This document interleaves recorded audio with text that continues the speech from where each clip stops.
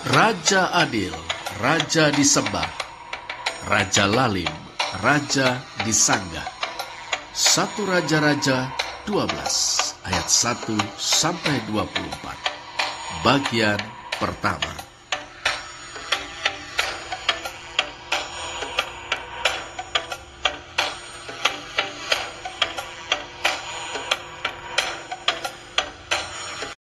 Raja Salomo telah wafat.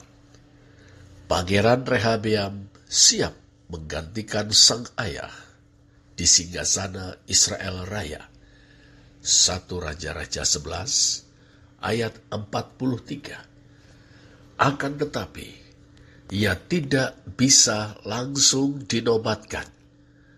Ia harus pergi ke Sikhem, menghadiri pertemuan akbar, rapat raksasa, sebuah majelis rakyat yang bakal mempertemukannya dengan seluruh Israel. 1 Raja-Raja 12 ayat 1. Mengapa? Wajar kita mencandra betapa Pangeran Rehabeam bertanya-tanya. Sepanjang ingatan sang pangeran, ayahanda mendiang Raja Salomo dinobatkan di Yerusalem tanpa kehadiran majelis rakyat. Mendiang Raja Daud sendiri yang mengangkatnya. 1 Raja-Raja 1 ayat 30. Imam Zadok dan Nabi Nathan yang mengurapinya. Ayat 34. Dan para pejabat tinggi, perwira, dan prajurit loyalis Daud yang berpawai mengaraknya. Ayat 38. Rakyat sekedar mengeluh-elukannya. Hidup Raja Salomo. Ayat 39. Namun, Pangeran Rehabeam mungkin ingat penuturan para guru ilmu politik dan tata negaranya. Pula orang-orang tua yang bestari dan bijaksana. Kakeknya mendiang Raja Daud dinobatkan di Hebron berdasarkan ikatan perjanjian dengan segala suku Israel di hadapan Yahweh Allah Israel. 2 Samuel 5 ayat 1 dan 3. Perjanjian tersebut mengharuskan Daud sebagai Raja Israel untuk menegakkan keadilan dan kebenaran bagi seluruh bangsanya. Lihatlah 2 Samuel 8 ayat 15. Sekarang, pikir Rehabeam, apakah majelis rakyat akan mengulang perjanjian rajawi itu dengan dirinya? Bukankah mendiang Raja Daud telah mendirikan sebuah wangsa atau dinasti untuk memerintah Israel Raya? Dengan mengulang perjanjian rajawi, para wakil bangsa Israel ingin mulai dari nol, mengangkat raja seturut dengan aspirasi mereka. Jelas, mereka membelakangi ketetapan Daud yang konon disahkan oleh Yahweh sendiri melalui Nathan nabinya. Lihat 2 Samuel 7 ayat 16. Ini sebuah pembangkangan. Pertanyaannya, mengapa? Di samping itu, saudara, majelis rakyat berhimpun bukan di Yerusalem, melainkan di Sikhem. Pangeran Rehabeam harus menghadap mereka di sana. Dengan jalan itu, mereka tidak saja telah menghina sang putra mahkota. Lebih dari itu, mereka juga telah melecehkan mendiang Raja Daud yang telah membuat Yerusalem menjadi ibu kota Israel Raya. Bahkan mereka telah melecehkan mendiang Raja Salomo yang telah mempermegahnya dengan proyek-proyek mercusuar bait suci. 1 Raja-Raja 6 ayat 37 dan 38. Dan keraton hutan Libanon. 1 Raja-Raja 7 ayat 1. Lagi pertanyaannya, mengapa?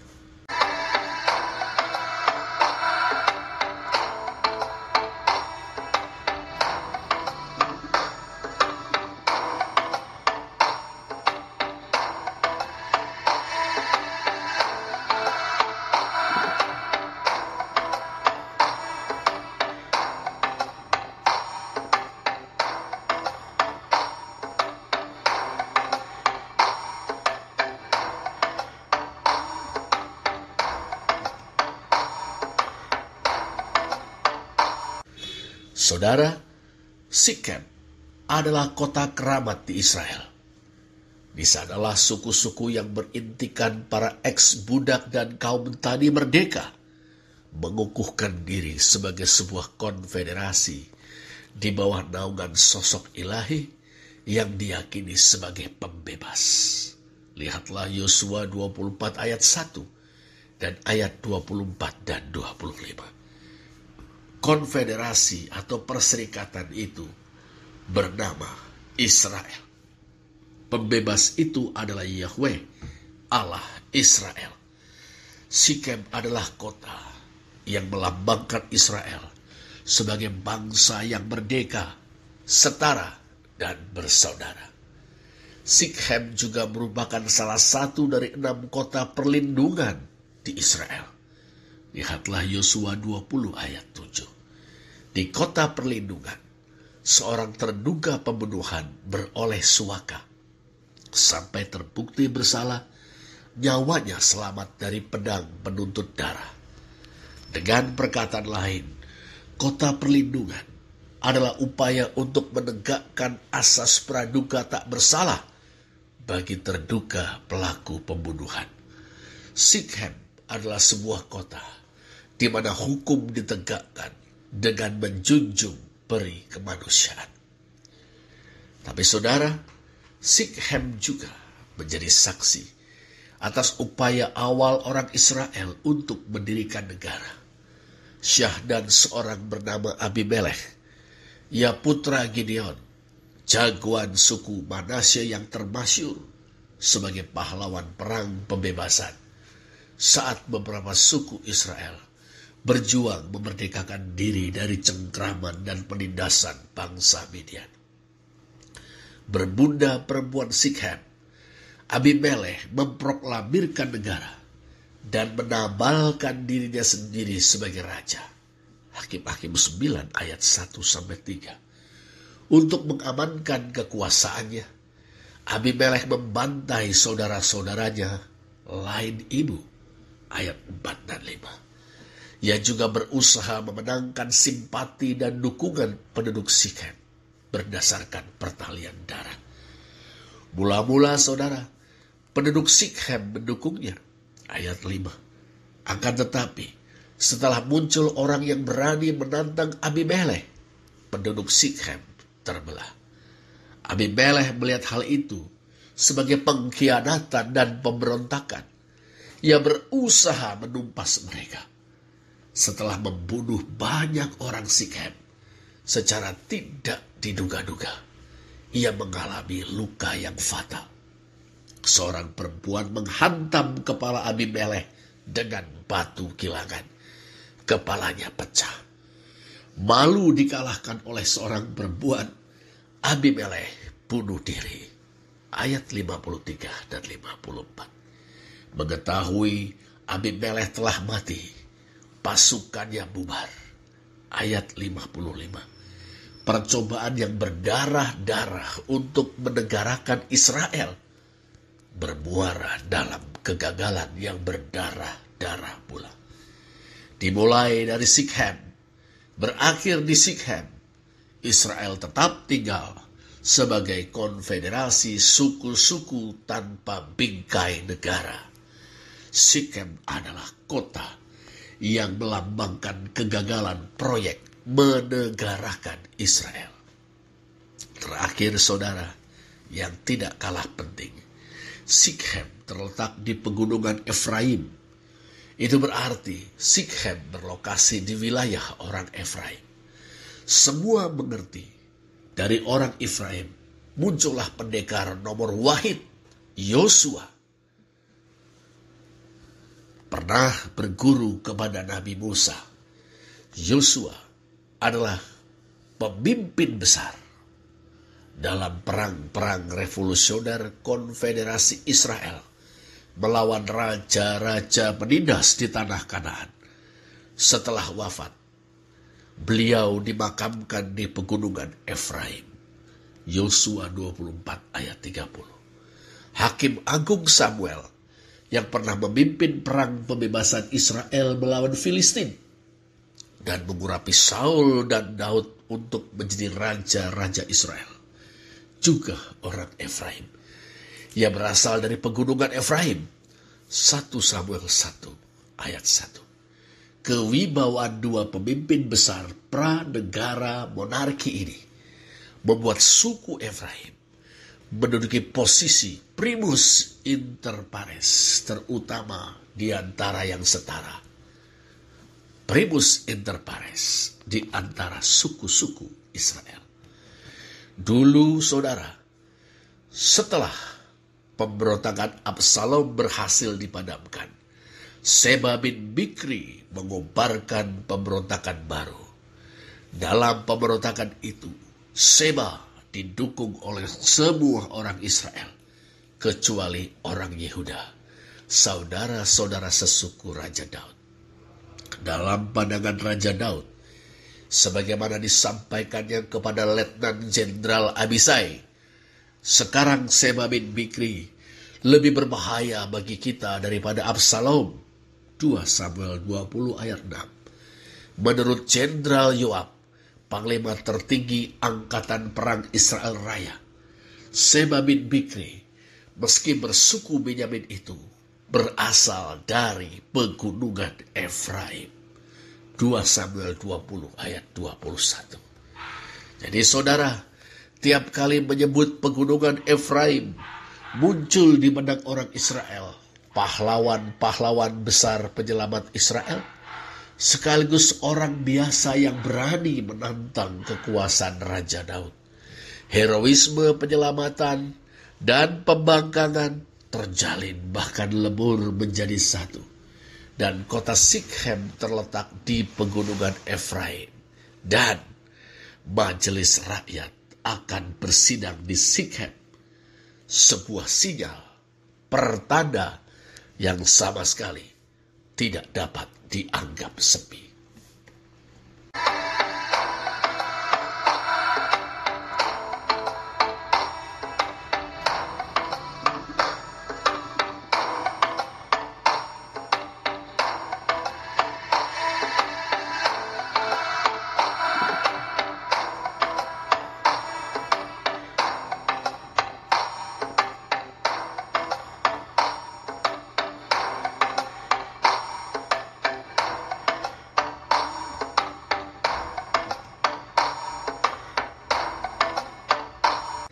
Pada akhirnya, Pangeran Rehabeam memenuhi undangan majelis rakyat. Kendati tanda tanya karena curiga menggelayuti benaknya, ia masih berharap untuk naik tahta dengan jalan damai atas dukungan wakil-wakil rakyat Israel. Namun, suka atau tidak, di Sikhem ia bertemu dengan Yerobeam. Lihatlah 1 Raja-Raja 12 ayat 2 dan 3. Rupanya, majelis rakyat telah menunjuk politisi itu sebagai juru bicara seluruh rakyat Israel. Loh, memangnya kenapa? Ada masalah? Begini saudara, tentu Rehabeam tahu siapa Yerobeam. Yerobeam adalah tokoh oposisi di zaman mendiang ayahnya, Raja Salomo. Baginda Salomo terkesan kepada pemuda yang gagah perwira. Dalam teks Ibrani dikatakan Gibor Chayil, sedangkan dalam terjemahan baru Lembaga Alkitab Indonesia diterjemahkan tangkas. Yerobeam seorang pemuda yang gagah perwira, pekerja keras dan cerdas, oseh, melakah, rajin bekerja. Lihatlah 1 Raja-Raja 11 ayat 28a. Karena itu, Raja Salomo menunjuk Yerobeam untuk mengepalai seluruh tenaga rodi dari keturunan Yusuf, yakni Efraim dan Manasye. Tugas mereka adalah mendirikan benteng Milo untuk memperkuat Yerusalem. Ayat 27 dan 28. Yerobeam menjadi sangat geram saudara. Ia seorang Efraim, dan sama halnya dengan orang Manasye merupakan keturunan Yusuf. Salomo mempekerja paksakan saudara-saudaranya sesama keturunan Yusuf. Mereka harus menjadi tenaga rodi guna memperkuat pertahanan Yerusalem. Sebuah penghinaan yang teramat ironis bagi Yerobeam. Ia pun melawan, memberontak. Tapi agaknya saudara, upaya Yerobeam segera kandas. Atau mungkin juga ia segera menyadari bahwa kekuatannya tidak seberapa bila dibandingkan dengan Raja Salomo. Yang jelas, kemudian Yerobeam memutuskan untuk melarikan diri ke Mesir. Ia minta suaka atau perlindungan kepada Firaun. Namun, sebelum meninggalkan Yerusalem, Yerobeam sempat bertemu dengan Nabi Ahiya. Nabi sepuh itu, seorang oposan Salomo juga. Nabi Ahiya meramalkan bahwa kelak Yerobeam akan menjadi raja atas sebagian terbesar suku-suku Israel. Ayat 29. Dalam pada itu saudara, Raja Mesir Fir'aun bergacuk walak-walik. Ia memiliki hubungan yang terbilang dekat dengan Salomo. Putri Firaun dipersunting sebagai permaisuri Salomo. 1 Raja-Raja 3 ayat 1 dan 7 ayat 8. Jadi, Firaun adalah salah seorang mertua Salomo. Tetapi ia menerima Yerobeam. Ia tidak mendeportasi Yerobeam ke Israel. Tentu bukan tanpa kepentingan. Hal yang sama dilakukannya kepada Hadad orang Edom yang negerinya dijajah Israel sejak Daud. 1 Raja-Raja 11 ayat 14-20. Firaun, saudara, Raja Mesir itu, saudara, memainkan politik dua kaki. Setelah Raja Salomo wafat, Yerobeam pulang ke tanah air. Atas izin Firaun tentunya. Langkah kuda Raja Mesir mungkin. Setiba di Israel, Yerobeam segera bergabung dengan majelis rakyat di Sikhem. Sebab orang menyuruh memanggil dia. Begitu tutur sejarawan Deuteronomis 1 Raja-Raja 12 ayat 3. Sudah barang tentu saudara, orang atau mereka adalah majelis rakyat yang rupanya telah menjadi penubuhan, perwujudan, penggabungan kaum oposisi. Mereka bermaksud menjadikan Yerobeam sebagai penyambung lidah, bahkan pemimpin seluruh rakyat Israel. Demikianlah saudara, Pangeran Rehabeam berhadap-hadapan dengan Yerobeam. Ahli waris tahta Daud itu berjumpa dengan seorang pemimpin oposisi yang berdiri di hadapannya dengan dukungan majelis rakyat Israel. Apakah yang akan terjadi? Bagaimana nasib Pangeran Rehabeam, Yerobeam, kerajaan Israel Raya, dan terutama rakyat Israel?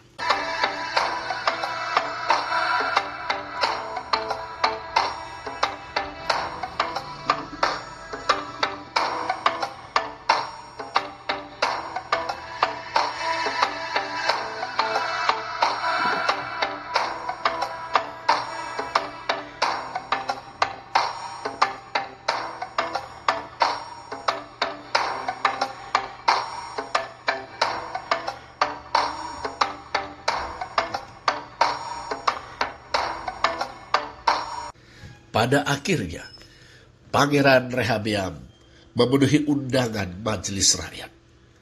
Kendati tanda tanya karena curiga menggelayuti benaknya, ia masih berharap untuk naik tahta dengan jalan damai atas dukungan wakil-wakil rakyat Israel. Namun, suka atau tidak, di Sikhem ia bertemu dengan Yerobeam. Lihatlah 1 Raja-Raja 12 ayat 2 dan 3. Rupanya, majelis rakyat telah menunjuk politisi itu sebagai juru bicara seluruh rakyat Israel. Loh, memangnya kenapa? Ada masalah? Begini saudara, tentu Rehabeam tahu siapa Yerobeam. Yerobeam adalah tokoh oposisi di zaman mendiang ayahnya, Raja Salomo. Baginda Salomo terkesan kepada pemuda yang gagah perwira. Dalam teks Ibrani dikatakan Gibor Chayil, sedangkan dalam terjemahan baru Lembaga Alkitab Indonesia diterjemahkan tangkas. Yerobeam seorang pemuda yang gagah perwira, pekerja keras dan cerdas, oseh, melakah, rajin bekerja. Lihatlah 1 Raja-Raja 11 ayat 28a. Karena itu, Raja Salomo menunjuk Yerobeam untuk mengepalai seluruh tenaga rodi dari keturunan Yusuf, yakni Efraim dan Manasye. Tugas mereka adalah mendirikan benteng Milo untuk memperkuat Yerusalem. Ayat 27 dan 28. Yerobeam menjadi sangat geram, saudara. Ia seorang Efraim yang sama halnya dengan orang Manasye merupakan keturunan Yusuf. Salomo mempekerja paksakan saudara-saudaranya sesama keturunan Yusuf. Mereka harus menjadi tenaga rodi guna memperkuat pertahanan Yerusalem. Sebuah penghinaan yang teramat ironis bagi Yerobeam. Ia pun melawan, memberontak. Tapi agaknya saudara, upaya Yerobeam segera kandas. Atau mungkin juga ia segera menyadari bahwa kekuatannya tidak seberapa bila dibandingkan dengan Raja Salomo. Yang jelas kemudian Yerobeam memutuskan untuk melarikan diri ke Mesir. Ia minta suaka atau perlindungan kepada Firaun. Namun sebelum meninggalkan Yerusalem, Yerobeam sempat bertemu dengan Nabi Ahiya. Nabi sepuh itu seorang oposan Salomo juga.